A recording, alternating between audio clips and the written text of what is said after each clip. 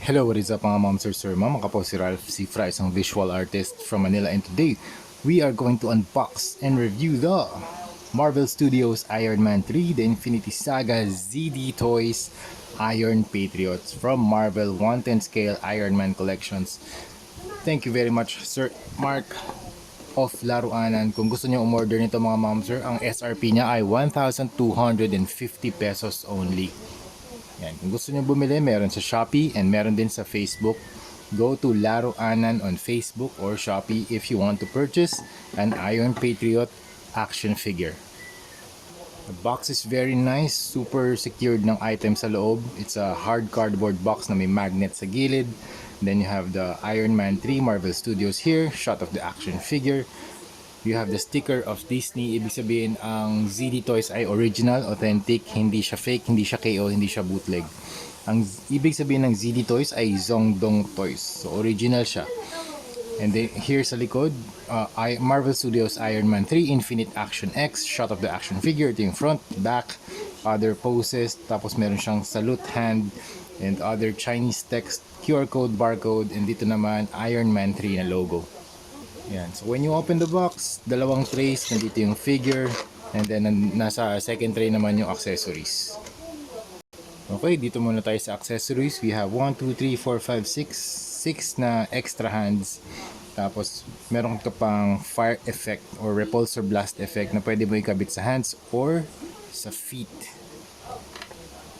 And very well sculpted and very well painted yung kanilang mga hands kasi meron siyang, you can see the gaps dun sa fingers na pwede siyang dun sa armor design kasi 'di ba pag yung ano sila yung i-close nila yung hands nila, meron mga gap to have them close their fists. It's really nice na meron ganung detail dito sa kamay ni Iron Patriot. And also you have the panel lines, the red is very nice. Tapos yung effect part translucent siya, orange dito sa baba, tapos you have the yellow translucent part here sa taas. Tapos meron ka pang base. Yan, it's a hexagonal base na parang indigo yung background, tapos meron ka pang mga shards sa likod. Then you have the star logo, Air Force logo, 1, 2, 3, 4, 5, 5 stars, FF445. Yung FF445 and ED445 FLTS are tailcode designations of the 1st Fighter Wing and the 445th Flight Test Squadron stationed at Edwards Air Force Base, California. So yun yung mga ibig sabihin ng mga letters dito sa base at saka dito sa kanyang sa mga armor. Tapos pwede ka rin mag-attach ng stand para kung magpo-pose ka ng dynamic na mga poses. Also, spring-loaded na rin to para mas makapitan siya ng maigi sa waist, sa kamay, para mas secure yung action figure. Then you have the mounted gun or laser gun sa likod or sa shoulder pala, pero hindi siya na-articulate. Silver yung color ng gun or laser, tapos you have the reds, tapos meron ka ding gunmetal. Okay, ito na yung ating figure.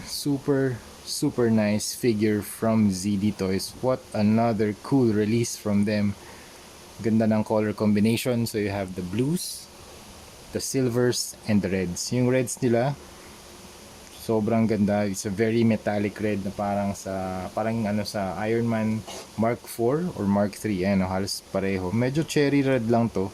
Pero yung sa Mark, ano pa ba iba? Mas brighter. Okay, mas brighter red yung ginamit nila. Yan. Also, ayan, size comparison na din. 7 inches ang ZD Toys. Ang Marvel Legends ay 6 inches lang. Ayan. Size comparison. Ayan. Okay, teka, zoom out natin. Ayan o. 6 inches or 1/12 scale Marvel Legends. 7 inches or 1/10 scale ang ZD Toys. Okay, tanggalin muna natin yung fire effect sa kanyang boots. Okay.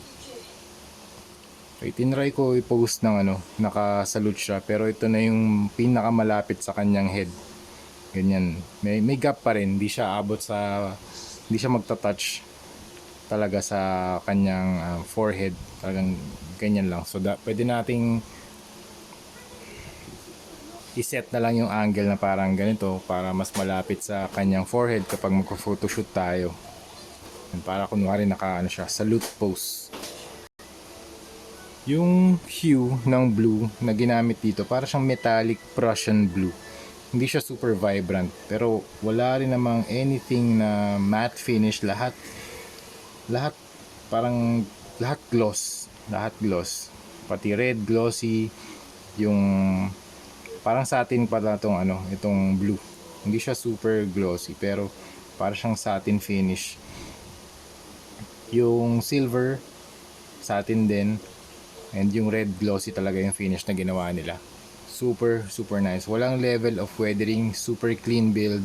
You have the panel lines, you have the text FF 445, you have the star here. Tapos ito walang LED, non-LED version siya. And baba ko muna to para mas makita natin yung figure. Ayan. Then you have the face, you have the panel line dito sa kanyang face. Look at that, very nice, very crisp, very sharp panel lines.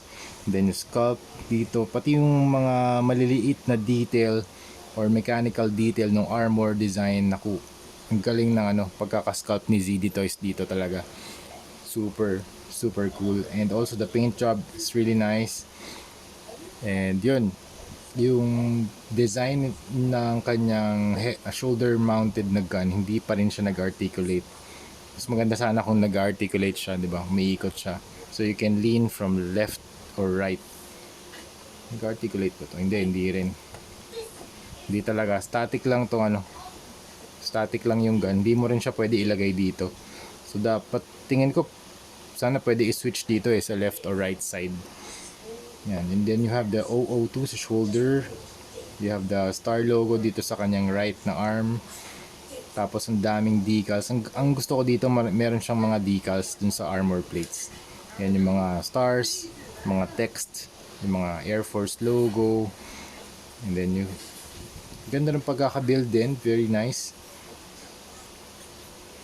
Very solid plastic, wala namang anything loose nung nakuha ko siya. And nung ingatan nyo lang pag nakuha nyo ng bago or brand new, minsan kailangan yung i-heat, malagyan ng heat para medyo gumalaw yung mga joints kasi minsan na-stuck siya.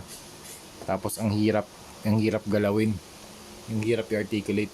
Okay, dito tayo sa chest section. So you have the red panel, silver panel, the stars 1 2 3 4 5 pointed star. Tapos sa stomach naman, silver panel, red, silver. And then you have the blue crotch. Tapos dito sa side, meron ka ding side skirts na red and meron ka logo ng Air Force. Ganon din dito sa kabilang side.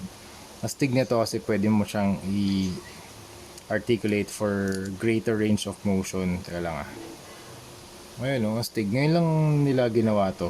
Itong gantong klaseng style of articulation sa sa side skirts. Dito naman sa legs, parang nawala yung konting detail ng kanyang sculpt. Parang mas naging smooth compared dito, mas crisp yung design and finish. Dito parang siyang nag-merge into one plastic armor dito sa kanyang feet. And also dito wala nang detail, hindi siya katulad ng ibang armors na meron pang mga ridges or sculpt dito sa ilalim ng feet. Dito straight lang, flat lang siya. Okay, punta tayo sa articulation. Head up, down, 360. Kaya ba doon 360? Hindi kaya 360. Left and right. Kaya ata. Kaya 360. Kaya ang 360. Okay. Tapos ito walang articulation. Dyan lang siya. Shoulders out. Pwede yung pull out for maximum range of motion. Ito yung shoulder armor. Pwede rin pull out. Something like that. Rotation 360. Bicep rotation.